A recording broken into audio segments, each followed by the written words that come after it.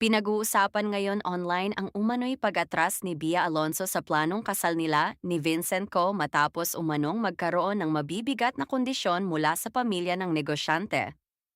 Ayon sa mga kumakalat na ulat at usap-usapan sa social media, kahit marami na raw ang nakapag-book ng flights papuntang Madrid para sa kasal, naging malaking issue umano ang hindi pagkakaunawaan tungkol sa prenup agreement at iba pang terms of agreement na ipinataw umano ng pamilya ko. Kabilang umano sa mga kondisyong ito ang financial agreement kung saan hindi maaaring makialam si Bea sa yaman ng pamilya ko sakaling mauwi sa hiwalayan ang kanilang pagsasama. Nabanggit din umano na kapag kasal na sila, kinakailangan nilang tumira kasama ang pamilya ko bilang bahagi ng isang tradisyonal na Chinese family setup.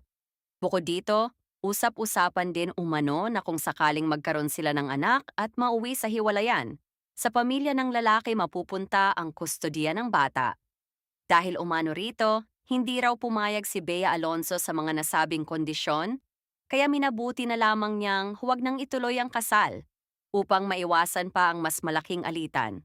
Gayunman, wala pang opisyal na pahayag o kumpirmasyon mula kina Bea Alonso at Vincent Co tungkol sa mga kumakalat na issue online, ngunit patuloy itong pinagdidebatehan at pinag-uusapan ng netizens sa social media.